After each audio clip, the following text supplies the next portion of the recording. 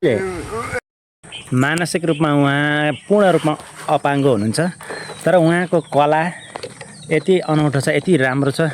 म त्यही कुरा देखाउँदैछु। यति बेला म जाँतेमा छु। जाँतेमा जुन वडा नम्बर 8मा पर्छ। म आउँदै गर्दा बाटोमा यहाँ एकजना व्यक्ति आफ्नो सिपको प्रयोग गरिराख्नु भएको छ। उहाँ को हो के हो म भिडियोमा देखाउँदैछु। लगभग लेटाङ जाँतेतिरका मानिसहरूले त प्रायः सबैले चिन्नुहुन्छ, नचिन्ने सायद कोही पनि हुनुहुन्न होला। ल अब धेरै कुरा नगरिकन सिप म यहाँ देखाउँदैछु। शब्दले होइन, आफ्ना हातका कलाले उहाँले जीवनको कथा सुनाइरहनु भएको छ। बाँस र निगालोबाट विभिन्न सामग्री बुन्दै उहाँले आफ्नो सृजनशीलता र आत्मनिर्भरताको उदाहरण प्रस्तुत गर्नुभएको छ।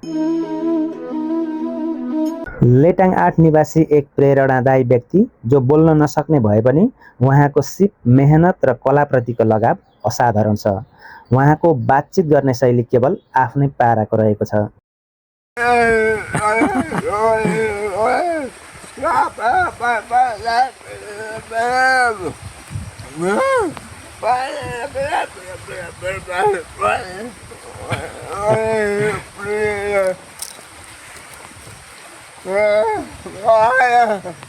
उहाँले मलाई देखाउँदै भन्दै हुनुहुन्छ, तिम्रो विवाहमा जन्ती गएको थिएँ करिब 12-14 वर्ष अगाडि।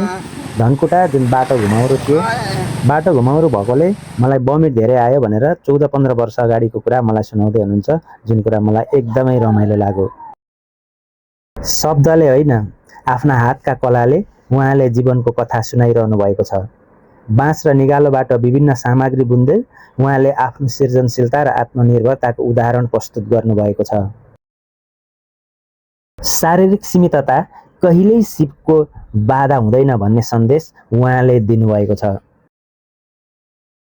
उहाँको यो कला केवल जीविकोपार्जनको माध्यम मात्र होइन, परम्परागत सिपको संरक्षण र पुस्ता हस्तान्तरणको सुन्दर प्रयास पनि हो। आउनुहोस्, यस्ता मेहनती र प्रतिभाशाली व्यक्तित्वलाई सम्मान गरौँ र उहाँको सिप र कलालाई अझ प्रोत्साहन गरौँ। अन्त्यमा सिप नै शक्ति हो र मेहनत नै सफलताको आधार हो।